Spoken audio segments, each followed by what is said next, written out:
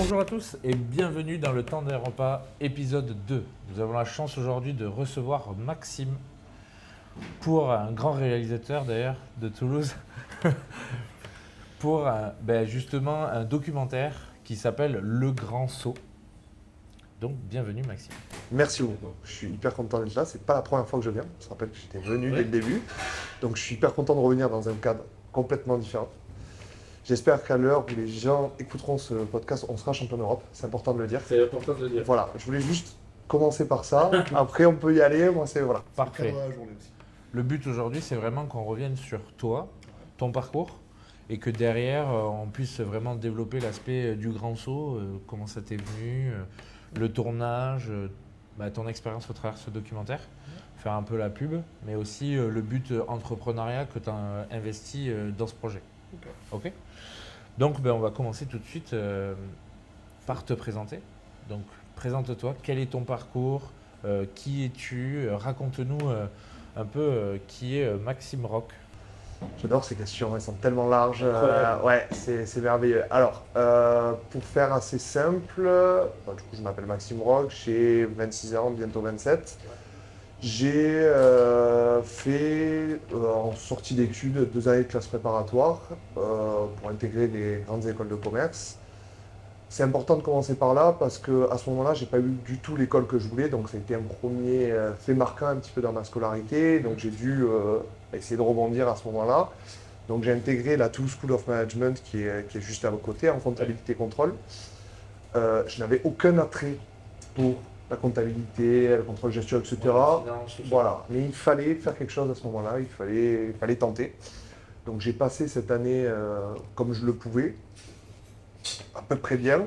Ça a été assez compliqué, ça a été une année charnière parce que je bossais les concours en parallèle pour quand même intégrer les écoles de commerce dans la foulée. Je devais faire comme je pouvais pour gérer la comptabilité que je ne connaissais pas du tout, donc j'ai pris quelques tôles d'entrée. Ouais, bien sûr. Et en parallèle de ça, je m'étais promis de continuer le rugby malgré tout dans ces étapes charnières, donc c'était un peu un triptyque assez compliqué à gérer. Dédicace au club de Villefranche. C'est important, on en reparlera un moment, mais voilà, il faut quand même le placer aussi. À la suite de ça, j'ai intégré le M Lyon Business School, qui est une école de commerce en France, pendant laquelle j'ai étudié de manière générale, sans aucun attrait particulier pour des matières, et c'est tombé en période Covid. Donc l'école de commerce est quand même basée sur le réseautage. Bien sûr. Si on n'a pas forcément ce côté-là, je ne vais pas te mentir en disant que ce n'était pas non plus la meilleure étape de ma vie.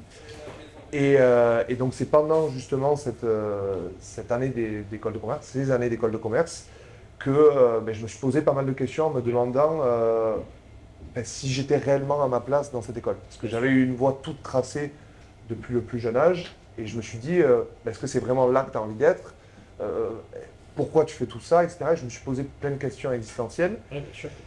Et jusqu'à même être dans un état pas loin d'être en dépression, quoi, finalement. Ouais, oui. Et c'est toutes ces questions, je dirais, un petit peu existentielles, mon parcours jalonné de moments un petit peu compliqués, que j'ai appelé des échecs, moi, de mon côté, Bien sûr. qui m'a amené à réfléchir un petit peu à cette problématique qui est la thématique de mon documentaire Le Grand Saut, et qui m'a un petit peu animé pendant ces années d'école de commerce qui étaient quand même assez sombres. Et donc là, j'ai commencé à travailler dessus. C'est un projet qui m'a pris 2, voire 3 ans jusqu'à la projection. Ça m'a permis de la terminer parce qu'à un moment, je me suis dit, mais comment tu vas faire ce en fin d'études, etc. Bien sûr. Tout gérer aussi. Exactement, c'était pas simple. Donc ce projet, ça m'a permis d'éclairer mes années d'école, de pouvoir la terminer et de retrouver un petit peu goût à la vie. Oui. Et donc en sortant de cette école de commerce, j'avais déjà fait un stage auparavant en audit financier, qui est mon métier d'aujourd'hui, Ouais. qui ne m'avait pas du tout plu. L'entreprise Deloitte du coup. Exactement, dans le cabinet de Deloitte. Et ça ne m'avait pas du tout plu, je l'avais fait en distanciel. Donc voilà, pour ceux qui connaissent un petit peu l'univers de l'audit, on va quand même chez le client pour inspecter les comptes de l'entreprise, pour s'assurer qu'ils aient une image fidèle, etc. Donc c'est vrai que si on n'a pas le contact client, c'est assez compliqué. Et donc je suis ressorti de mon école de commerce en post-Covid en me disant, bon, tu sais quoi, tu as fait ce stage-là, ça t'a pas plu, tu étais dans une période un petit peu compliquée, maintenant retente-le avec, entre guillemets, cet aspect un petit peu plus rayonnant et en voyant les choses un peu plus positives. Et aujourd'hui, ça fait quasiment 2 ans que je suis dedans et j'arrive à en tirer énormément de choses. Donc voilà. avec l'entreprise Deloitte, du coup, vous faites que de l'audit par rapport à des cas particuliers ou de manière générale sur une entreprise, une entreprise qui fonctionne bien, est-ce que vous intervenez ou est-ce que c'est que des entreprises entre guillemets qui sont un peu dans une situation compliquée ou Non, en fait, quel est vraiment le but de l'entreprise? Dans un cabinet d'audit, il y a certains seuils à dépasser, qui sont des seuils légaux, entre guillemets. Si on les dépasse, on est dans l'obligation de se faire auditer par un commissaire aux comptes et c'est dans ce cadre-là qu'on intervient. Après, Deloitte, c'est une grosse entité, donc c'est vrai qu'il y a pas mal d'entreprises à se partager, etc. Donc voilà, on a un panel de clients assez élargi avec des thématiques différentes. Et vous faites peut-être aussi du conseil ou vous faites vraiment que de l'audit? Dans Deloitte, il y a plusieurs entités, dont l'audit. Le conseil en fait partie aussi. Moi, je sectorisé en audit et donc voilà, je reste segmenté là-dedans. Toi, c'est vraiment ton cœur de métier actuel. Exactement. Alors, cœur de métier, c'est intéressant parce que tu m'as demandé de me présenter. Donc, j'ai parlé de ce côté réalisateur un petit peu à travers le documentaire que j'essaie de faire perdurer. Première projection, c'était en septembre dernier. Oui. On en reparlera après, mais j'ai fait le choix de continuer à faire vivre ce documentaire au moins jusqu'à décembre 24. Ok. Me laisser le temps de voir ce que ça peut donner et si je peux continuer à le développer. En parallèle de ça, du coup, j'ai mon métier dans le cabinet d'audit chez Deloitte. Et à côté de ça, je suis aussi associé dans un domaine viticole. Un domaine viticole que mon grand-père a monté il y a maintenant une quinzaine d'années. Maintenant, nous sommes à peu près une quinzaine d'associés. D'accord. Notre famille. Il reste quand même majoritaire, donc c'est vrai que c'est quand même un héritage familial qu'on essaie de faire perdurer, Bien sûr. où j'essaie de mettre le pied à l'étrier un petit peu. Donc c'est pas il n'y a aucun salariat, c'est vraiment chacun met un petit peu la main, la pâte, voilà, comme il peut, avec certaines tâches. Donc voilà, ça passe par les vendanges, les événements, etc. Donc c'est vrai que c'est ces trois pôles qui me permettent un petit peu de vivre aujourd'hui et de m'animer et d'avoir des journées quand même assez remplies. Chargé. Voilà. Donc voilà, si je devais me présenter un petit peu. Domaine viticole régional. Domaine, oui, c'est vrai que je n'ai pas du tout précisé. On est dans le Minervois, non loin de Carcassonne, à une demi-heure à peu près dans les terres, Ok. autour de Siran. Je ne sais pas si tu connais ce petit village. Donc voilà, on a 5 hectares à peu près répartis entre le village de la Livinière et de Siran, Ok. ce qui fait à peu près 20 000 bouteilles. Pour ceux qui Ouais, connaissent pas c'est du trop. parcellaire, quoi. Exactement. On fait majoritairement du rouge, mais aussi du rosé. Ok.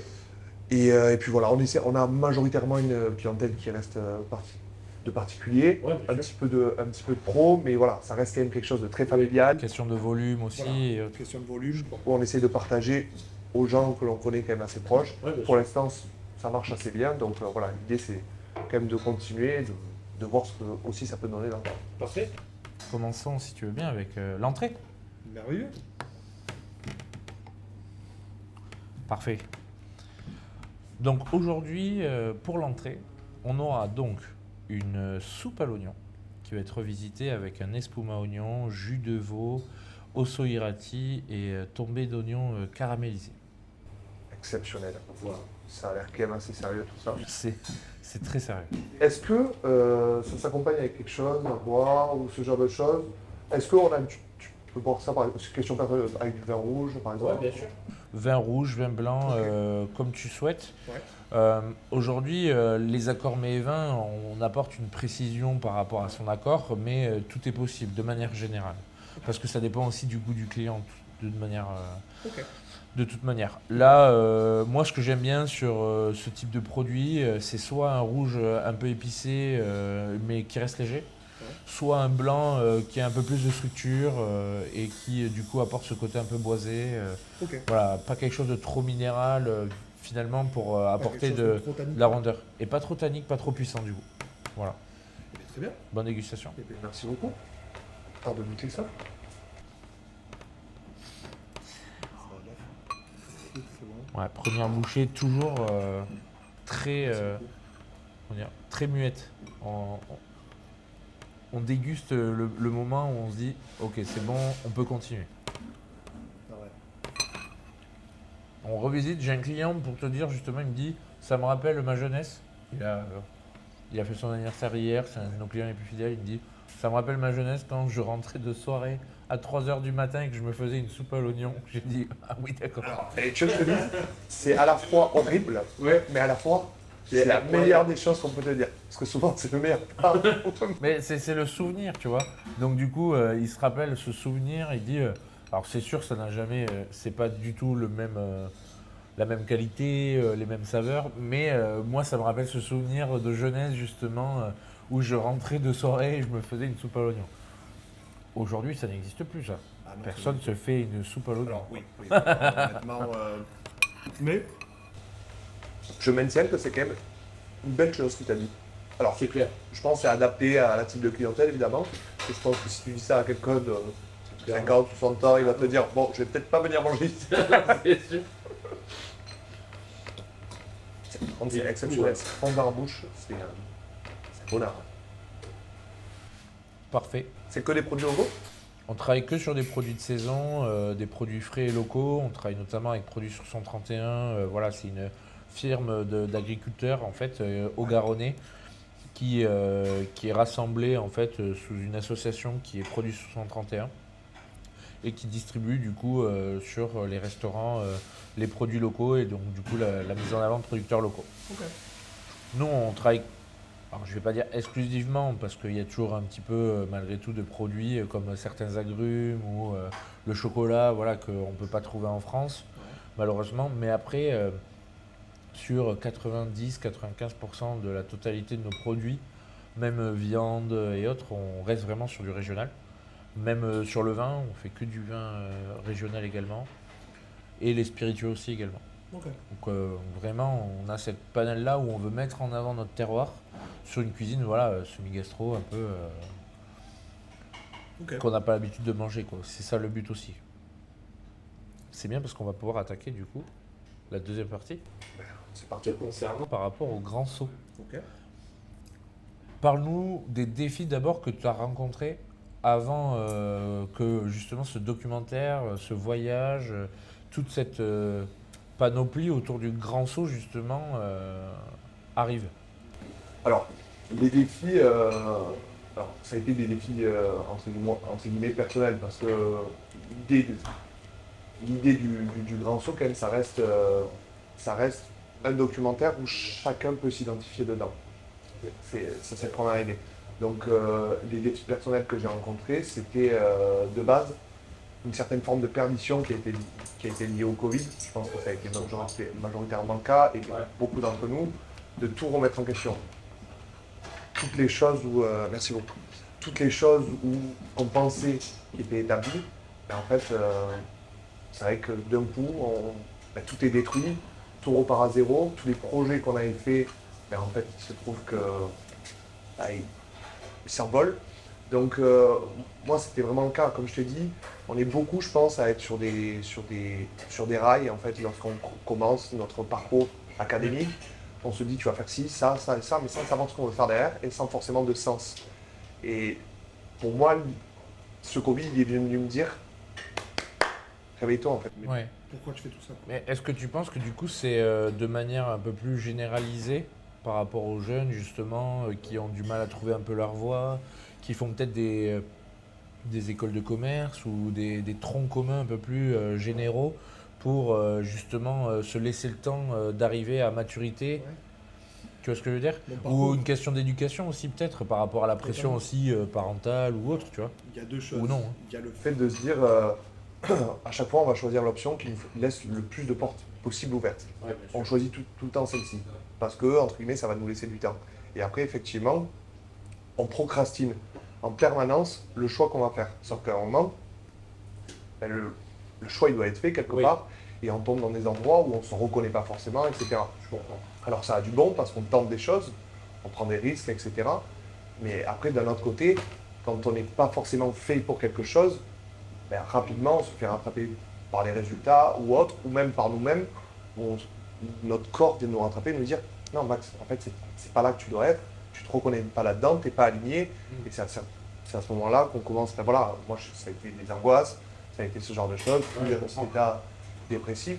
Et c'est là-dedans, je pense que, entre guillemets, les premiers échecs sont venus.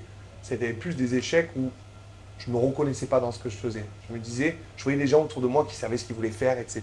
Ou du moins qui le disaient. Et moi, à côté de ça, mais j'étais complètement paumé, quoi. Dans mes cours, dans mes expériences pro et même dans mes hobbies, parce qu'après, c'est mieux rattraper tout ce que je faisais. Mais t'es moins rayonnant, Oui, du coup, tu es moins engagé Ouais. T'es plus toi. et tu plus toi. Exactement. Ouais, je Et comprends. pour témoigner de ça, moi, à la fin, c'est ses angoisses, etc. Et c'était un petit peu dépressif. Mais il avait même rattrapé le rugby, qui est pour moi une passion depuis tout petit. J'ai commencé à 5 ans, comme beaucoup d'entre nous. Et à la fin, sur les terrains, mais je tremblais, je ne me reconnaissais plus, je faisais des crises d'angoisse. Je levais la main à mon coach disant que j'avais pris un pet, etc. Je me rappellerai toujours de ce match contre l'île Jourdain. Première fois, c'était pareil pendant le Covid, avant que je sorte le documentaire. Match engagé en plus, match amicaux, 30 degrés, je joue en première, etc. Puis là, l'angoisse à son paroxysme. Ouais. Et je prends un pet sur l'épaule, j'ai pas mal, mais je suis tellement angoissé que je lève la main, je dis ouais, j'ai l'épaule, j'ai un truc. Je suis parti au vestiaire, je me suis effondré en larmes parce que je me rendais compte que en fait, l'angoisse, elle était tellement partie loin qu'elle avait pris le dessus sur ce que j'avais de plus cher, quoi, c'était le rugby. Et quand ça arrive là, tu te dis, merde, tu vas jamais t'en sortir. Ouais, bien sûr. Donc les défis, ouais, ça a été quelque part, je pense, une perte de sens, de plus se reconnaître, qui a engendré des échecs sur plusieurs points donnés. Et cette somme d'échecs, ouais, je me suis dit, faut que tu réagisses. T'es au fond du seau, quelque part, il faut que tu trouves ce petit brin d'espoir. pour essayer Ouais, de après, remonter, tu quoi. peux avoir un aspect aussi familial, amical aussi, qui ont pu quand même t'aider. Ou est-ce que ça t'a. Tu t'es senti un peu peut-être, je sais pas, délaissé finalement. Souvent, quand on est peut-être dans cette situation, on se recroqueville dans notre carapace. On n'a pas envie d'entendre forcément, ou on a l'impression qu'on nous répète toujours la même chose. C'est là que c'est intéressant et qu'on rejoint un petit peu cette thématique de l'échec que je traite dans le grand saut, c'est que quand on échoue aussi, quand rapidement on s'égare du chemin qu'on voit en France, Ouais. de la réussite, etc., dont on parle, mais les gens ils nous regardent un petit peu de travers. Ah ouais, mais c'est paumé celui-ci. Ouais. Ouais, t'as entendu parler de Max? Ouais, là franchement à l'école il est plus là, il fait plus ces trucs, il est bien. Et du coup, forcément, on se sent plus légitime, on sent qu'on a une image un petit peu biaisée de la part des autres, etc. Donc on se dit, mais maintenant, il faut se réveiller, ça doit venir de toi, quoi. Ouais, Parce je que c'est comprends. pas des autres, ça va venir. Alors il y a évidemment les amis proches et la famille qui sont là, Oui. mais parfois, et c'est là où c'est très dur au-delà du rugby, c'est que quand ta famille, tu sens dans le regard de tes proches ou de ta famille, tu le sens qu'ils ont peur aussi. Ouais, je comprends. Tu sens que, enfin, voilà, qu'ils ont aussi peur pour toi, même s'ils essaient de te rassurer, Ah, oui. ils maîtrisent plus le truc. Donc, Bah, à un moment donné, enfin, comment dire, c'est toi-même entre guillemets qui dois aussi te relever et faire en sorte que tu puisses avancer. La problématique, bon, je pense que beaucoup la connaissent. On a toujours cette confrontation un peu aussi parentale enfant. À un moment donné, question de génération, question. Tu vois, de pudeur, de- ouais, voilà. par rapport à la famille, aux amis. Puis, il faut en parler aussi. Quand t'es un mec, tu dois pas angoisser, tu dois pas pleurer, tu dois pas machin, Ouais, etc. c'est une image qu'on met autour Exactement. de la jambe masculine sur certains cas, où justement on cadre en te disant bah, tu dois être carriériste, tu dois ramener les sous à la maison, etc. etc. Alors on a l'impression de sortir un fait sociétal des années 1900-1800, mais on le sent encore un peu aussi aujourd'hui. Justement, ça tend quand même à Petit petit à petit à oui, s'ouvrir complètement. Mais il reste quand même là. Ouais, On dit qu'il est plus là, oui. mais je trouve que quand même, si on. De a manière été- indirecte, Ouais, on totalement. a toujours ce sentiment D'être, de répondre à cette demande-là ou d'avoir cette pression par nos parents, par totalement. un peu notre société autour de quel est ton rôle aujourd'hui en tant que copain, futur père ou autre. Exactement. Et du coup, par rapport à tout ça, ouais. Exactement. Et tu le vois d'ailleurs, tu as peut-être dû le voir toi aussi de ton côté, quand tu es entrepreneur, c'est aussi comme ça qu'on te regarde dès le début. On ne sait pas que ton projet va marcher ou pas marcher, on ne sait pas. On se dit, voilà, il a tel âge, il se permet quand même de faire son truc, il va où là? Il faut qu'il ait un peu les pieds sur terre. Et c'est ça, c'est intéressant aussi à regarder. C'est un gros problème que moi j'ai ressenti quand j'ai lancé le resto, parce que j'avais 26 ans. Du coup, les gens, je suis allé tu vois, faire appel à des aides régionales et autres. Et de suite, ben, on te dit ah, mais vous êtes trop jeune, vous ne pouvez pas avoir une expérience forcément impactante ou suffisante justement pour avoir les connaissances nécessaires et compétences nécessaires à pouvoir monter ça. Sauf que aujourd'hui, nous on leur dit, euh, comme dirait Mbappé, moi tu me parles pas d'âge, mais Exactement. nous c'est ce qu'on a voulu faire quoi, c'est de dire on a une expérience, on a des compétences. Je suis associé avec un chef qui a 10 ans d'expérience dans des étoiles toulousains. Je pense que malgré tout, qu'il ait 26 ans avec 10 ans ou 36 ans avec 15 ans, le savoir-faire il est là. Ouais, non, bien sûr. Donc c'est ça qui changera. Et c'est là où aujourd'hui nos pères, on va dire les anciens, entre guillemets, ont du mal à accepter que on peut avoir des connaissances et compétences jeunes. Et justement vouloir mettre ça à profit dès notre plus jeune âge, avoir un coup de folie. Hein. Moi quand j'ai dit ça par exemple à mes parents ou à mon entourage, au début on sortait du Covid, la restauration, on sait ce qui s'est passé. Moi on me regarde, on me dit mais t'es barjot quoi, Ouais. t'es fou. Mais c'est comme ça qu'on construit vraiment du coup ce qu'on a envie et c'est ce qui nous maintient aussi Ouais, bien sûr. dans tout ça. Très bien. Très bien, ouais. Ça n'a pas toujours été simple, mais très bien. Ouais. Mais ça fait aussi l'homme que t'es aujourd'hui. Il y a toujours des moments difficiles, plus ou moins en fonction des personnes et que l'on ressent aussi plus ou moins. Ça peut être des choses plus graves entre guillemets sur le papier entre guillemets que tu vas ressentir plus ou moins bien et inversement pour d'autres personnes. Donc c'est malheureux, mais aujourd'hui ça a fait l'homme que tu es qui aujourd'hui s'épanouit finalement à 20, 26 ans, 27 et donc du coup qui a encore du chemin à parcourir finalement. Totalement. Et ça fait écho à une des scènes qu'il y a dans mon documentaire. À la fin, mon père, j'avais fait des interviews de mes proches dans ma famille pour savoir un petit peu ce qu'ils avaient pensé de documentaire. Et mon père dit ça d'ailleurs. Il dit que ce film, il n'y aura pas, potentiellement pas de carrière, pas de trucs, etc. dans le domaine.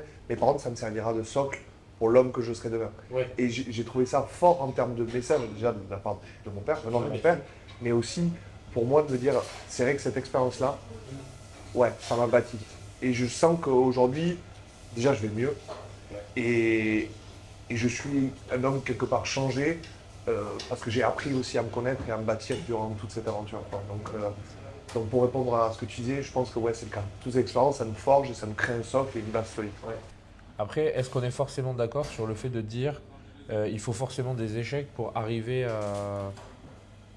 On en reviendra peut-être après, mais je te laisse maturer un peu ça, cette question pour la finale, mais c'est de dire est-ce que forcément, quand on entend tous les grandes personnes qui ont aussi réussi ou autres, est-ce qu'on a forcément besoin d'avoir des expériences douloureuses, d'échecs, d'être dans des situations compliquées personnellement pour justement rebondir et y arriver? Je sais pas si faut que j'y réponde maintenant ou pas. Non. Ah ok. J'ai déjà. Je suis en cadre, on peut y aller. Hein. Non, parce que justement, en fait, tout ça, ça va nous permettre d'introduire le grand saut. Raconte-nous le grand saut. Donc, tu nous as expliqué justement de quoi c'était parti, Ouais. par rapport à ton parcours, par rapport à toi. Mais du coup, maintenant, explique-nous qu'est-ce que le grand saut finalement. Qu'est-ce que tu as fait qu'est-ce que ça a représenté voilà. Alors, qu'est-ce que c'est déjà, de quoi ça part ça part de. Non. Voilà, j'ai introduit la situation et je me suis retrouvé à un moment donné avec un ami pendant le Covid en se disant, lui, il faisait du théâtre. Il faisait du théâtre à Paris, donc pendant le Covid, jouer avec des masques, 100 personnes devant, c'est un peu compliqué aussi. C'était pas le meilleur moment de sa life, comme il disait. Et donc moi, pareil, j'avais une année à me consacrer à faire quelque chose. Je savais pas quoi, mais j'avais une année, c'est une année pas sabbatique d'école, l'année de césure, où on peut faire des stages, etc. Moi, j'avais décidé de prendre une année pour moi, pour faire un projet personnel. Et donc on se retrouve là et on commence à réfléchir à les thématiques. Donc on passe par toutes les thématiques du monde, etc. Et en fait, l'idée, c'était... il fallait qu'on parle de nous, parce qu'il n'y a que ça qui faisait écho, et c'est ce qui permettait de nous connecter à tous les deux, parce qu'on avait des passions complètement différentes, et on voulait parler de nous et de ce qu'on avait raté. Ouais. Ça, on était capable et on se rejoignait un petit peu sur les thématiques. Donc rapidement, on commence à tourner autour de cette notion d'échec, et on voit que déjà, il y a un contraste fort entre la vision de l'échec en France et celle aux États-Unis. Ok. On s'est dit, ok, on tient un truc. On a. Un postulat de base, maintenant on va aller voir nos amis, et on va aller voir un petit peu ce qu'ils pensent un peu de cette thématique. Et on avait fait des interviews là, un peu comme on fait, et on parlait tranquillement, et à un moment on leur disait quel est votre plus gros échec. Et là, décomposition, des grands. Donc, compliqué d'en parler, parfois même des pleurs, parfois des sourires. Donc, c'était super intéressant et on voit qu'on tenait quelque chose. Donc, maintenant, on a notre postulat, on a sur le terrain, il se passe quelque chose aussi. Ouais. Maintenant, on va travailler, on va créer un crowdfunding, etc., pour sûr. récolter des fonds pour pouvoir partir. La problématique, c'était est-ce que l'échec est vécu, perçu et défini de la même manière dans les pays et les cultures dans le monde. Ok. Ça, c'était une problématique. Et donc maintenant, allons pour récolter les fonds. On commence, etc. Super. Moi, j'étais bien parce que le projet me permettait de vivre et d'oublier mes angoisses. Donc, j'étais feu. Et là, mon pote, il y a un coup de téléphone et en fait, il est obligé de partir pour une scène de théâtre qu'il a décidé d'accepter. Donc là, c'est dur parce qu'il m'avait promis de rester. Et moi, quelque part, j'avais oublié mes angoisses. Donc, je m'étais dit, ok, là, c'est reparti en fait. Ouais. Ça y est, tout retombe à l'eau. L'engrenage revient. J'avais communiqué avec lui sur les réseaux, donc Eh oui. j'avais commencé à nous donner de l'argent par rapport à tout ça. Donc c'est vrai, compliqué. Oui, oui. Premier échec. Je me dis galère, etc. Je mange avec des amis en ville, en pleurs, etc. Je me dis c'est pas grave, tu continues, tu y vas. Donc je continue à projeter le truc. Je suis sincère. Je dis bah, écoutez, maintenant je suis seul, donc on y va ensemble. Je suis seul, mais je vais y arriver. Je continue, je fais des interviews, etc. avec quelques personnes. La problématique commence à trouver un petit peu de sens. Je suis bien, je commence à récolter de l'argent. Je fais quelques projets, notamment avec le domaine, où je vends des bouteilles logotées au nom du projet que j'avais. Ça marche assez bien, etc. Donc c'est cool. Et la deuxième péripétie, j'avais ma voiture, j'étais avec des amis, etc. Tout mon matos dedans, donc disque dur avec toutes les interviews. Un mec qui me braque, je me fais tout voler. Le Mac, tout, Ok. rassuré, etc. Donc, Là, je me dis, bon, Max, en fait, tu vas jamais y arriver. Parce que je vais me prendre un coup de 4000 euros à peu près dans le truc. Ok. Donc là, deuxième truc, je me dis, c'est pas possible, quoi, c'est l'enfer. Et là, je mets un post LinkedIn le lendemain où je parle à cœur ouvert, quoi, je dis des choses, etc. Ce qui s'est passé, en parlant directement aux gens qui m'avaient volé, alors que c'est des choses qui arrivent, tu vois. J'avais vraiment pris à cœur en disant, vous savez quoi, vous m'aurez pas, je continuerai ce projet, j'irai jusqu'au bout, et à la fin, je pourrais vous regarder et vous dire, vous avez vu, c'est grâce à vous que je suis arrivé à faire ce que j'ai fait. Et là, le post s'emballe, je fais plus d'1 million de j'aime, etc., des vues dans tous les sens, des gens qui mettent des commentaires, etc., on m'offre des trucs, et en fait, ça m'a fait du bien. Ouais. Et je me suis dit, tu sais quoi, maintenant tu mets une date butoir et tu pars à ce moment-là. Et après, donc, ça a été le moment du voyage. Je suis parti en 1er avril pour 3 mois de tournage, Ouais. 6 pays, 4 continents. J'avais fait le choix de ne pas prévoir d'endroits et de personnes à interviewer Ok. parce que l'idée, c'était évidemment de répondre à cette problématique et de donner un petit peu de matière aux gens qui m'avaient soutenu, mais c'était aussi un voyage initiatique pour moi, pour aller mieux.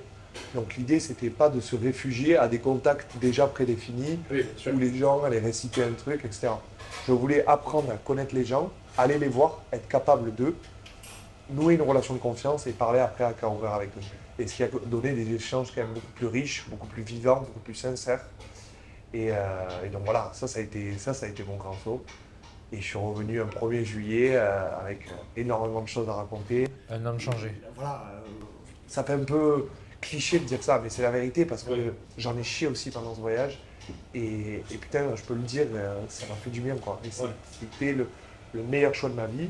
Et bon voilà, après il a fallu tourner et réaliser le documentaire, mais pour le premier stade, c'est ça, quoi.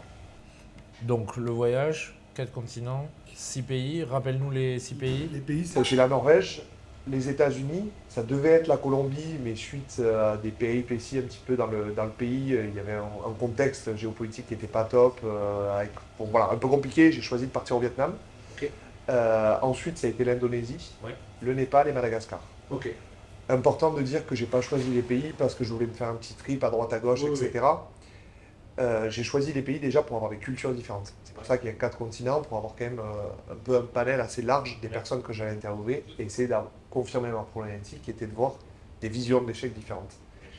Et donc ça, c'était pour les autres, pour répondre à la problématique. Et après, je choisis les pays aussi pour moi, mais pas pour moi, encore une fois, pour le côté touristique. Je m'étais mis une mission par pays. Ok. Donc parfois, il y avait des choses personnelles. En Norvège, je voulais voir des aurores boréales. C'était pour moi quelque chose d'important, je voulais me faire plaisir. Mais après, dans d'autres pays comme l'Indonésie, par exemple, je voulais travailler sur mon corps et je me suis dit, tu vas traverser une île qui était l'île de Flores, d'est en ouest, par tes propres moyens. Ok. Tu vas te débrouiller, tu vas le faire. il n'y aura personne. Pékin Express, quoi. Moi en route, mais voilà, se retrouver pendant 2 semaines tout seul, on rencontre des gens, mais on est seul dans notre terrain, c'est pas simple. Et sur le corps, c'est dur, c'est prenant, et je voulais ressentir des choses et me reconnecter. T'étais vraiment tout seul pendant tout ce voyage. Alors, c'est peuplé de rencontres, évidemment. Oui, mais toi, tu l'as vraiment géré, J'ai t'as tout pas géré, été accompagné, ouais. t'étais vraiment tout seul. J'ai voilà, tout géré tout seul. J'avais fait le choix aussi de ne pas avoir d'endroit où dormir, etc., pour me le gérer à chaque fois comme je pouvais. Donc des fois, ça a été des hôtels, des fois des auberges de jeunesse, des fois chez l'habitant. Et puis c'était pareil pour les rencontres. Je ne savais pas dans quel pays qui j'allais rencontrer. Ah oui. Ce que je veux dire, j'avais la pression parce qu'il fallait qu'après j'ai des choses à montrer. Et il y a la question aussi de sécurité, de culture. Enfin, Alors ça, j'étais tellement dans un truc de ça allait pas que franchement la sécurité, ouais, c'était de caser tes soucis. c'était mon grand saut et je voulais tenter des choses, Ok. etc. Parce que- Enfin, faire attention, bien évidemment, sûr. on n'est pas complètement. Mais je voulais tenter quoi. Je voulais prendre des risques, je voulais sortir de ma zone de confort. C'est Ouais, bon, bien sûr. voilà, vraiment. Et, et pour le coup, sortir de sa zone de confort, comme je t'ai dit, ça voulait dire pas de contact. Et il y a des pays dans le documentaire, par exemple à Madagascar, où j'ai pu interviewer qu'une seule personne. Ok. Donc, ce qui fait que dans la réalisation après du film, Et oui. pour mes co-réals, ça a été très compliqué d'essayer de monter un pays avec qu'une seule personne Et oui, bien sûr. par rapport à des pays comme le Vietnam où j'ai, je pense, une quinzaine d'interviews, tu vois. D'accord. Donc, Oui, il y a une question aussi de représentativité, etc. par rapport au pays.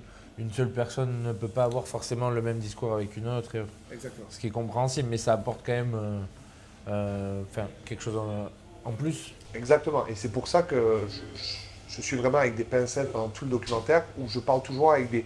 Je pense que d'après ce qu'a dit telle personne, voilà, il semblerait que. Parce qu'en fait, j'ai pas fait du quantitatif, j'ai fait du qualitatif.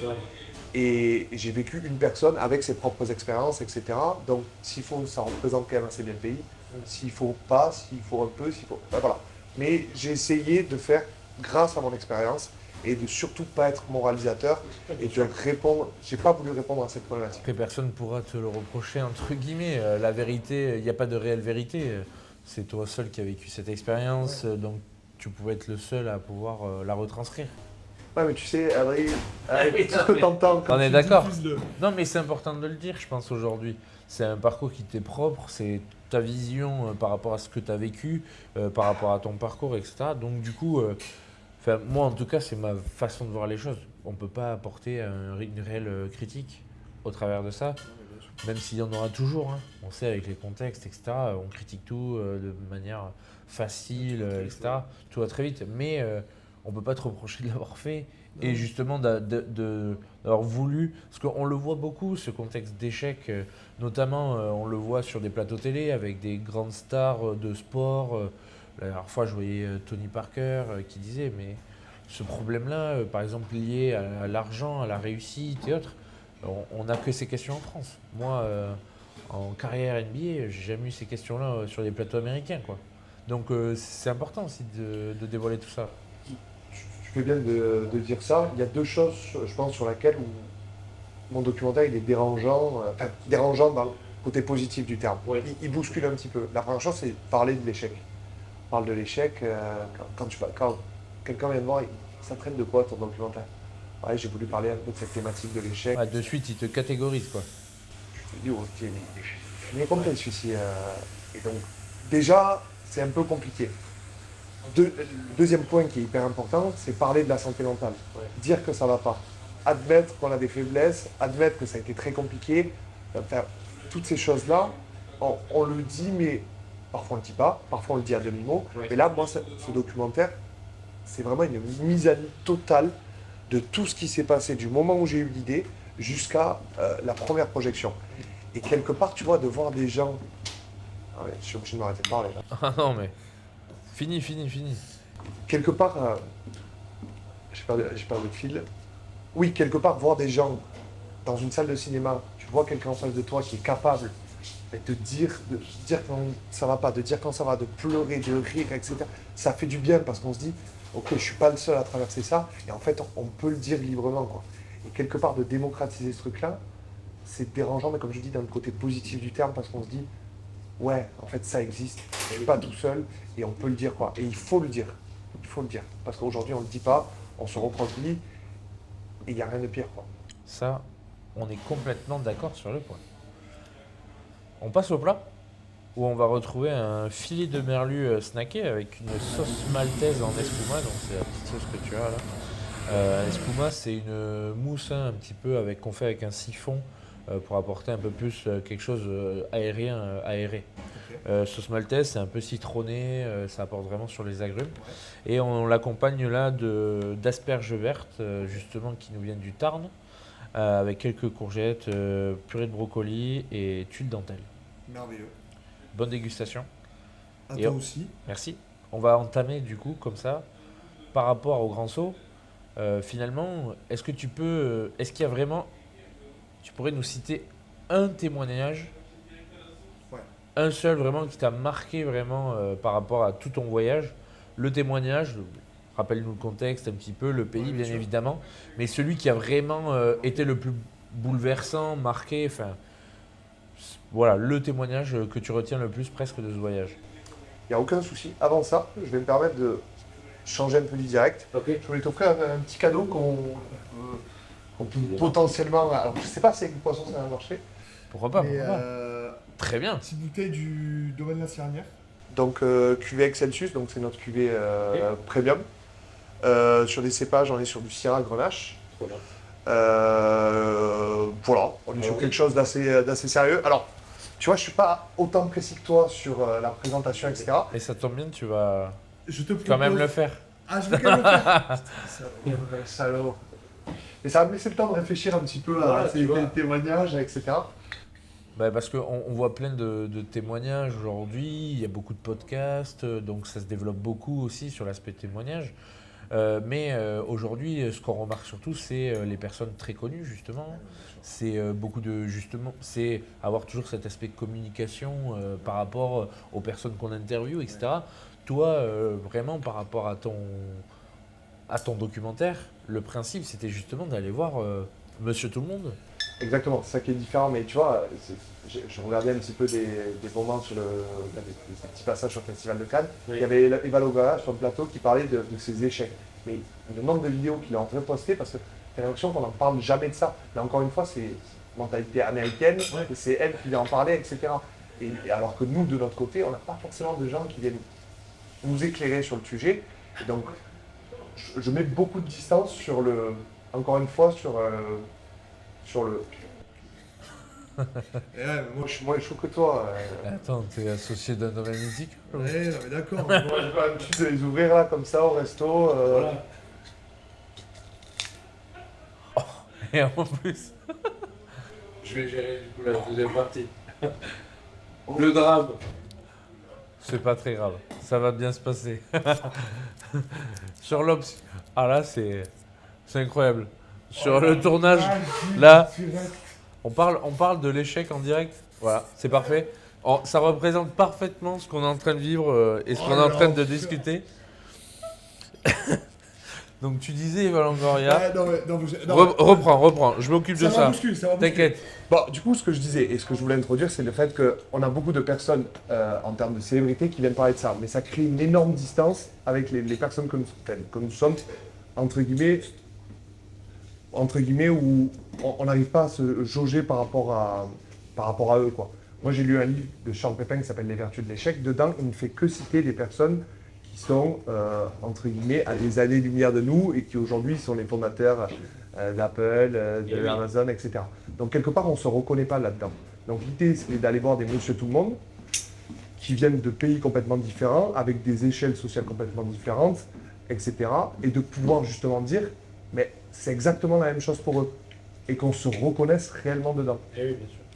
Donc, s'il y avait un témoignage, moi, qui m'a un petit peu bousculé, au Vietnam, je suis vraiment catastrophique. C'est bon, on a résolu le problème. Ouais, c'est vrai. Comme quoi Au Vietnam, c'est un pays qui vraiment, déjà, il a été marqué fortement par son histoire.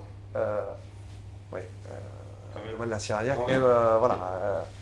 Mais je serais intéressé que tu me fasses une petite. Voilà, que tu me dises ce que tu en penses, etc. Je finis juste sur le sujet.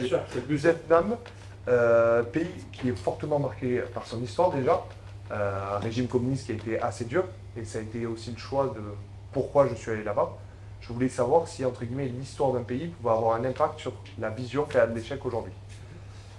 Et au-delà de cette pression du régime politique, il y a aussi une forte pression familiale, où en gros, les gens sont forcés d'aller dans tel ou tel domaine de par leur famille et représentent entre guillemets une génération trophée. Parce que les parents, de par les discussions qu'ils peuvent avoir avec d'autres familles, etc., mettent énormément en valeur leurs enfants pour, entre guillemets, les montrer comme des trophées auprès de d'autres familles. Donc c'est vrai que ça crée une certaine forme de pression chez l'enfant, de réussir, d'être à la hauteur de ce que veulent les parents, mais pas forcément dans des choses dans lesquelles ils souhaitent. Donc aujourd'hui, c'est petit à petit en train de changer, mais il y a quand même toujours cette forte pression. Et je suis tombé sur un policier voilà, que j'ai rencontré. Je vagabondais dans Hanoï, et en fait, j'ai rencontré quelqu'un dans la rue, etc. Et donc j'ai échangé brièvement avec lui. On s'est installé pour boire tranquillement un café. Et c'était quelqu'un d'assez renfermé. Et petit à petit, plus on avançait dans l'interview, je sentais une forme d'émotion quand il parlait.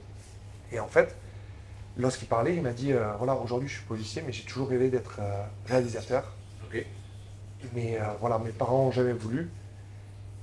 Et en fait, son grain de voix, la manière dont il parlait, il m'a dit mais tu sais, Maxime, un jour, j'y arriverai. Je le ferai. Et même si mes parents ne veulent pas, je leur montrerai que c'est ça qui m'anime au fond de moi.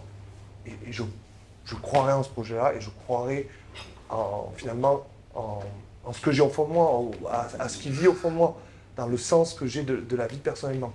Et en fait, la manière dont il m'a parlé, le ton de voix, et le cadre, etc., ben moi, ça m'a complètement bouleversé, quoi. Moi, je comprends. Tu vois, le fait qu'il y ait une telle envie d'aller au fond de ses projets, d'aller au bout, etc., et le fait de ne pas pouvoir, et pas pour un contexte économique, pas pour un contexte sociétal, etc., juste par la famille, quoi, finalement, ce qui est censé nous soutenir et nous faire avancer, eh bien, bon, quelque part, ça m'a un petit peu bouleversé. Et ça, par rapport à ce contexte parental, autre, c'est quelque chose que tu as retrouvé dans les autres, justement, Alors, les autres interviews ou autres? pas forcément. Sur le côté occidental, pas du tout. Ok. Norvège, États-Unis, vraiment pas. Par contre, dans les pays asiatiques et à Madagascar, oui, effectivement, ça existe toujours.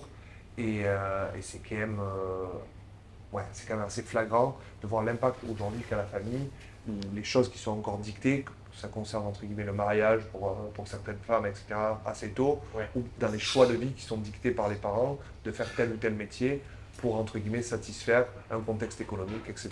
Il y a vraiment un socle enfin, complètement extrême entre les pays occidentaux finalement et pays asiatiques ou justement à Madagascar, africains, C'est, qui apportent une culture et une vision dans leur vie de tous les jours qui est complètement différente sur l'état d'esprit, enfin entre guillemets, qu'on devrait avoir au XXIe siècle, quoi. On reste un peu retranché dans sa culture et dans sa façon de voir et de faire de par la société, le pays et autres, quoi. Et après, d'un côté, pardon, il y a le fait que, entre guillemets, aujourd'hui, il y a une grosse mondialisation et que tout s'ouvre, ça a un côté positif parce que ça permet d'enlever un petit peu tous ces côtés qu'on peut voir comme négatifs, mais eux qui font partie de leur tradition. Et c'est vrai que petit à petit, notamment je l'ai vu au Népal, de par l'ouverture du pays, on se rend compte qu'il y a beaucoup de traditions qui se perdent finalement et qu'on arrive sur un monde qui est beaucoup plus standardisé, où entre guillemets on a un socle que tout le monde doit suivre parce que c'est la norme. Ouais. Et c'est vrai que sur ce côté-là, bah, c'est un peu dommage aussi parce qu'il y a certaines traditions qu'on ne cautionne pas forcément, Oui. mais qui restent quand même Ancré. ancrées dans le pays et qui font l'ADN du pays. Et aujourd'hui, ben, ça se perd petit à petit. Et c'est vrai que pour réellement rentrer dans un pays et aller au fond et l'explorer, le connaître, eh bien, c'est vrai qu'il faut creuser un petit peu parce qu'aujourd'hui, le tourisme rend tout, entre guillemets, un petit peu à la norme. Bien sûr. Et du coup, c'est pas simple quand on veut vraiment connaître la culture du pays, quoi. Ouais, il faut y penser quand on est touriste et qu'on veut vraiment aller découvrir ces pays-là aussi. C'est le contexte de totalement. du pays, de la culture et de ce qu'il y a. Il n'y a pas que des choses touristiques. On pense à Bali, on pense à des pays un peu comme ça, même tous les pays un peu asiatiques ou autres qui sortent du lot. Mais il faut aussi comprendre aussi l'impact qu'on a en tant que touriste quand on va dans ces pays-là. Et comprendre pourquoi les choses, entre guillemets, que nous, on a du mal à cautionner, Oui. ou du mal à accepter, où on se dit, mais pourquoi ils font ça, c'est des fous furieux, etc. Mais comprendre qu'il y a des choses qui se passent derrière ça. Et que tout ça, ça vient d'une certaine histoire qu'a le pays, ça a des impacts sur le comportement, sur l'histoire, sur l'éducation, sur toutes ces choses-là. Et puis en fait, avec cet effet boule de neige, ça a un impact sur cette vision de l'échec, et c'était ça que je voulais venir voir. En fait, on est conditionné par tout un tas de choses qui ont un impact direct sur cette vision de l'échec. Et c'est là que je me rends compte qu'en fait, cette thématique, elle est tellement large on peut pas la traiter, on peut pas la cerner, on peut l'approcher, Oui. essayer de donner un petit panorama rapide. Elle est infinie. Voilà, exactement. On Elle peut est pas- propre en plus à chacun, Exactement. en fonction du pays, de ce que tu as vécu, ce qu'on disait un petit peu tout à l'heure. Quand tu veux définir. Justement cette notion d'échec, c'est vrai que c'est propre à chacun. Jamais quelqu'un aura la même définition. Et jamais quelqu'un le vivra de la même manière, jamais quelqu'un réagira de la même manière. Donc tu ne peux pas dicter aux gens, à travers un documentaire, une manière de le vivre et une manière de le définir. C'est pas possible. Ou alors, je pense que ça fait beaucoup de... Je pense que ça aurait été très dérangeant à la fin de dire aux gens, écoutez, c'est ça l'échec, c'est ça la réussite, et vous devez agir comme ça quand ça se passe. Parce que c'est comme ça qu'il faut agir. On va finir sur cette phrase sur l'aspect du voyage. Ouais. C'est excellent, j'en profite, j'adore. Le vin est très bon. Ah. Si vous voulez qu'on en parle. Ouais, je veux qu'on en parle. Je veux pas qu'on parle de ça. Non, on va juste parler du vin. Ok, pas de la bouteille. Pas de la bouteille, ni du contexte par rapport à la bouteille ou autre. C'est horrible, non, je rigole. C'est un Minervois comme on connaît, entre guillemets, avec ce côté rustique, puissant, épicé. La Syrah qui fait bien son job sur l'épice, justement. C'est pas peut-être la meilleure association par rapport au poisson. Voilà. Ça, c'est évident. Et c'est pour Vaut ça que mieux je te une pose bonne une viande. question Mais, d'entrée. ouais, mais je voulais Tu vas sentir je voulais une quand même question le- d'entrée, mais je voulais quand même le goûter. Il aurait été mieux peut-être sur l'oignon justement juste avant, tu vois. Et ouais, mais tu vois, tu m'as dit pas tannique. Là, je me suis dit, putain. Donc il y a du tanin, on sent la puissance, mais à la fois, voilà, c'est fluide, c'est bien équilibré. Il n'y a pas d'extrême en fait. Donc du coup, c'est un vin qui a du corps, de la puissance, qui est épicé, mais qui est super bien fait. Bon, après, en même temps, est-ce que tu m'aurais dit c'est horrible? Là, c'est ce qui aurait été très drôle. C'est que je te mette l'étiquette sur une Bouchonné. Ouais. Un truc Je t'aurais fait un regard genre. Coupe. On aurait coupé ça au montage et basta. Bon, je suis Mais, rassuré, les gars. malheureusement, Je précise, il n'y a pas eu de clin d'œil, c'est bon. malheureusement, ça peut arriver. Oui. C'est les vins bouchonnés ou autres, Non, bah, mais c'est pas dû moi, c'est au. plus sur le côté pas bon. vin. Moi, Non. j'ai mis le piquette terrible comme t'as jamais. Non, non. Bon, ok, On tu est vois. loin d'une piquette. Bon. J'en ai bu des piquettes et on n'en est vraiment pas là. Bon, je suis rassuré. C'est un très bon vin. Ce qui va nous permettre de pouvoir entamer notre dernière partie, Ouais. qui est le retour en France. L'aspect réalisation. Comment s'est construit du coup ce documentaire? Est-ce que du coup justement tu as rencontré aussi d'autres échecs face à la réalisation? C'est un domaine quand même qui est complètement à part, la réalisation. On parle du Festival de Cannes ou autre. Enfin, là en plus on est sur un documentaire attractif, mais qui est lié que à un sujet qui est quand même compliqué comme on l'a dit. Comment ça s'est passé cette réalisation? Alors, Ce qui est intéressant, et je fais un petit flashback sur le. En fait, avant de partir, il fallait que j'ai des réalisateurs. Parce que moi, au moment où tu veux monter un long métrage, je m'étais dit dès le début, c'est un long métrage que je veux. Je veux raconter ça autour d'un long métrage. Voilà, c'était un parti pris compliqué, parce que long métrage, on est quand même sur au-delà de 60 minutes, donc quand même c'est costaud. Et donc il fallait forcément que j'ai des gens qui m'accompagnent. J'avais pas forcément d'argent, déjà que c'était juste pour pouvoir partir. Je m'étais fait voler mon matos, bon bah, c'était compliqué. Donc je suis allé pitcher mon projet dans une école d'audiovisuel à Ramonville. Et donc je présente mon projet, etc. Et et à la fin le prof dit bon, mais qui souhaite l'accompagner sous forme de stage, tu sais. Et donc ça m'a fait super plaisir à ce moment-là. Je me rappelle, il y a 90% de la classe qui avait levé la main. Donc j'étais trop heureux. Donc je pars, il me fait un groupe de 5 étudiants, le prof avec les meilleurs, etc. Donc au début, on fait quelques plans, etc., notamment pour la communication. Il m'accompagne un petit peu sur le choix du matériel. Et ensuite, quand je suis là-bas, je communiquais avec eux toutes les semaines pour leur faire un résumé de ce qui s'était passé, leur demander des conseils, etc. Retour en France, j'essaie de m'organiser un petit peu avec eux, je les trouve distants, on devait se voir à un moment, ben, lui il n'est pas là, lui il n'est pas ci, lui... Il me dit ça pue. Et donc, il y en avait une qui était en charge de la réalisation. Je lui dis, bon, écoute, est-ce qu'on peut s'appeler, s'il te plaît, parce que j'aimerais un peu savoir ce qui se passe, parce que bon, moi, je dois réaliser quand même un métrage à un moment. Et elle m'a dit, écoute, Max, en fait, on se rend compte que ton projet, il est trop gros et qu'on ne pourra pas te suivre, quoi. Ah oui, d'accord. Donc là, ça, tu vois, ça contraste un petit peu avec mon retour banane, Ouais. machin truc, etc. Là, je me retrouve comme un con. Mais il y avait ce truc d'espoir, de... Vraiment, et là, je me suis surpris, je me suis dit, tu vois, ça témoigne du fait que... C'est le mot qui va définir tout ton parcours et ton voyage finalement. Ouais, c'est. L'espoir, c'est vraiment... Exactement, l'espoir, le rebond, mais aussi, en fait, j'ai tendance à dire que j'ai pas... J'ai appris à cohabiter avec l'échec durant ce projet. Ok. Parce que j'ai jamais connu autant d'échecs qu'en travaillant sur l'échec. Ok. Donc j'ai cohabité avec lui. Le gérer, c'est toujours compliqué parce que tu prends une claque. Ouais. Mais voilà, t'es là, il n'y a pas de souci. Mais écoute, je te prends autour des bras et on y va tous les deux. Et donc, à la suite de ça, ben, je me dis, il faut trouver d'autres réalisateurs, quoi. Ouais, bien sûr. Donc je me mets à chercher sur des plateformes de freelance, etc. Je cherche, j'appelle des types, je vois les prix. Pas forcément intéressé, les prix, la Voilà. communication. Et puis surtout, ce qui était important pour moi, je voulais des gens qui comprennent ce que j'avais fait et qui mettent un peu du leur. Donc je cherche. Je rencontre deux types, Dorian et Guillaume, qui sont mes co-réalisateurs qui ont réalisé le film aujourd'hui. Et je sais pas, on échange, ça matche bien, quoi. Et le mec, il me pose des questions sur pourquoi tu as fait ça, et si, il essaie vraiment de comprendre. Et ce qui m'a plu avec eux, c'est que j'ai senti qu'ils voulaient, entre guillemets, ben, s'identifier au projet, s'identifier aux expériences qu'ils avaient aussi vécues, Ouais, bien sûr. et y mettre un petit peu du leur. Donc de là, c'est parti, on se lance dans le truc, etc. Mais en fait, au début, moi, je m'étais dit, tu donnes les rushs, ils font le truc, tu check, et c'est rideau, quoi. Et non, c'est pas ça. Ah non, là. Donc il a fallu regarder tous les rushs, il a fallu trier, il a fallu essayer de dessiner un petit peu une ligne un petit peu Ouais. directrice pour faire tout ça. Et en Ouais, fait, ça m'a pris... producteur. Ouais, exactement. Et ça m'a pris pas mal de temps de faire ça. Je suis rentré le 1er juillet et je pense qu'on n'a rien fait pendant à peu près 6 à 8 mois. On faisait des petites choses et moi j'ai commencé mon CDI en janvier de l'année d'après. Et donc, Quand tu rentres Voilà. jusqu'à janvier, il s'est rien passé. il s'est rien passé. De janvier à peu près avril, mai, bah, compliqué avec le taf. Ouais. Je fais des trucs, etc. Et puis à un moment, je me suis dit, il faut que tu t'agites.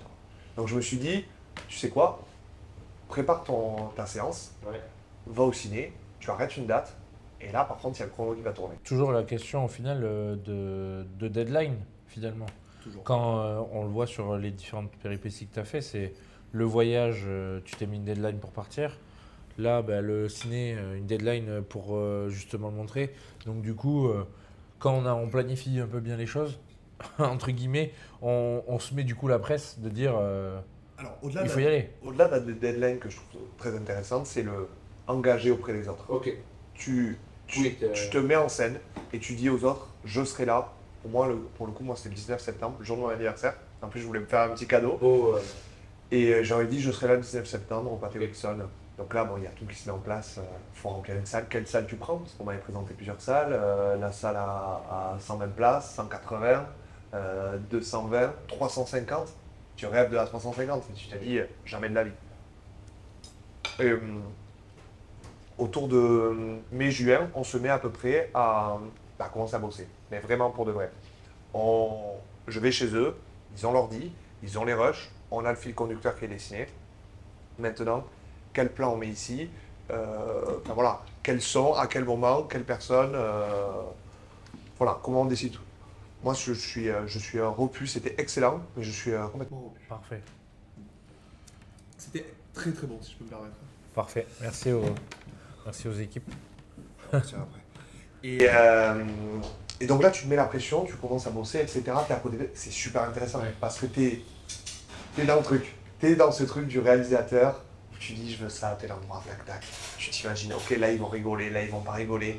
Là, Là, non, mais ce que je veux dire, tu es dans le truc, quoi. Enfin, putain, moi, Maxime Rock, je suis là en train de réaliser mon film, quoi. Ouais. Mais en même temps, tu te dis, putain, attends, 19 septembre, il va y avoir personne, tout le monde s'en tape. au final. Et donc, on avance. Compliqué, mais ça le fait, on est dans les temps. Je fais le choix quand même de m'entourer de Gaël, qui est ma responsable communication depuis la sortie du documentaire, pour communiquer autour de ça. Ouais. Et on avance petit à petit, des réponses positives, etc. Mais il fallait décider du choix de la salle. Mais il m'avait dit, tu as jusqu'à J-10 à peu près pour décider.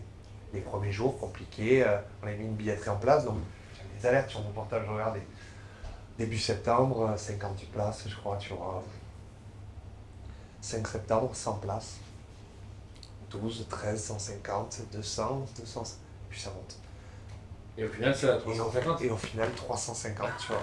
Incroyable. Et donc là, t'arrives, t'as ton film, t'as ton équipe, t'as ta famille, t'as tes amis, t'as les gens qui t'ont suivi, Ouais. t'as des gens, tu sais pas pourquoi ils sont là, mais ils sont là. C'est dans cette aventure entrepreneur, les premiers gens qui viennent à ton resto, tu te dis pas peut-être que c'est pas tes potes, c'est des gens, t'as vu une fois, mais en fait, ils sont là. Et voilà, et tu les vois, tu rentres dans la salle, tout le monde te regarde, impressionnant, 350. Clairement. Ils ne sont rien vus encore, donc les premiers mots sont compliqués. Tu t'assois et là tu regardes avec eux. Tu t'attends des moments où ils rigolent pas du tout. Des moments où ils ne devaient pas rire, ils rigolent. Ça vit dans la salle, personne ne se lève. Et puis le film se termine. Et là, moi j'avais pu s'imaginer entre guillemets des gens qui se lèveraient. Merci beaucoup. J'avais pu s'imaginer des gens qui se lèveraient parce qu'ils sont déçus du documentaire. Et aujourd'hui, j'ai des gens qui se lèvent pour applaudir, tu vois, quelque part, le travail que j'ai fait. Et là, je me dis, ça y est, tu peux souffler, quoi. Ça y est, tu peux dire, c'est fait. Tu as réalisé ton truc, tu es allé au bout de ton projet. Maintenant, c'est que du plus, quoi. Et avant que tu me fasses, là, je finirais juste sur un truc, c'était l'idée de se dire,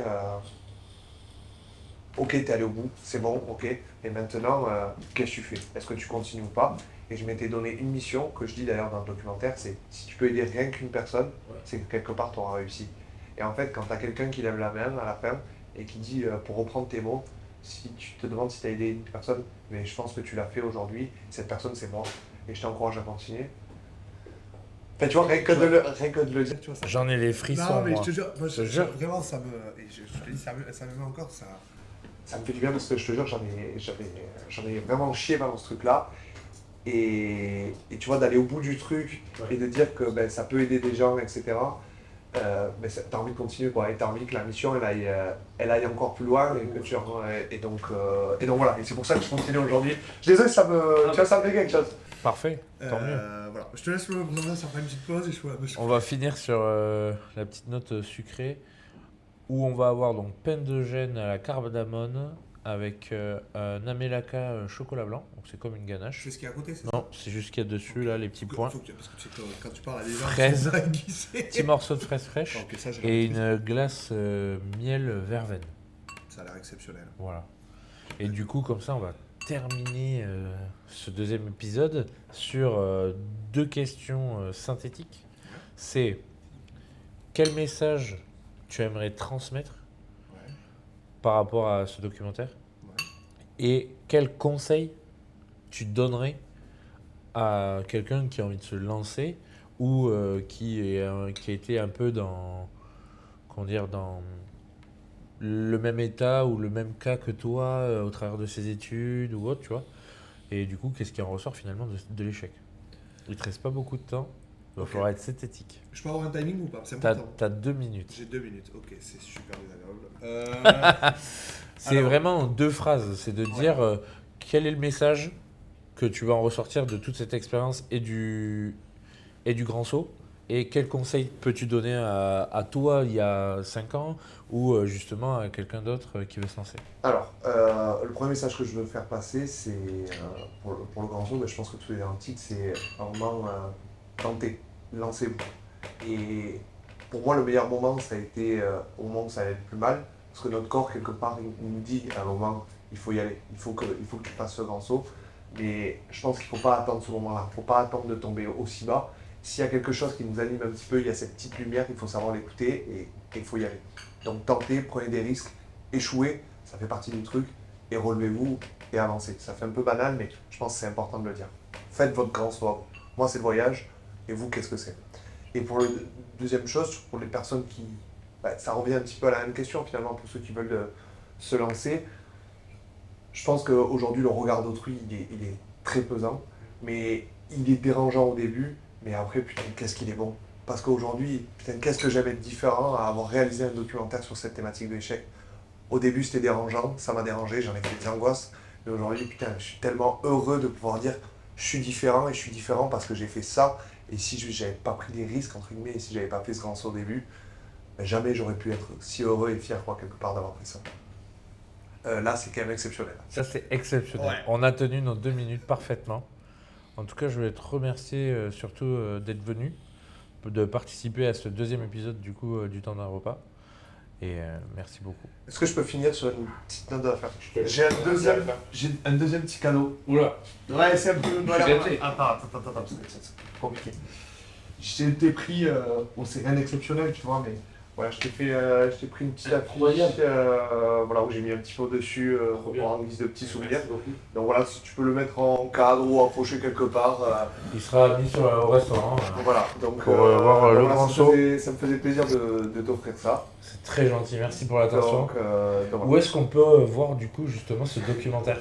Alors, j'ai tendance à dire, je suis en pourparlers pour le diffuser dans plusieurs cinémas, etc., ou même dans des salles à Toulouse, etc. C'est toujours en pourparlers. Donc l'idée, c'est si vous avez la possibilité de suivre la page Instagram où on communique vraiment sur tout, faites-le et vous serez au courant de toutes les séances. Et j'en profite pour dire aussi, c'est le mot de la fin, il faut suivre ce que tu fais parce que moi je trouve ça trop bien. Et je t'encourage à continuer parce que c'est pas simple. Entre la technique, etc. et même l'échange, tout. Donc vraiment continue parce que c'est trop bien. Et voilà. Merci à tous, merci d'avoir participé du coup et de regarder ce deuxième épisode avec Maxime aujourd'hui pour le grand saut. Et du coup, vous savez ce qu'il vous reste à faire, c'est de justement faire votre propre grand saut. Exactement, allez-y, foncez. Voilà, merci beaucoup.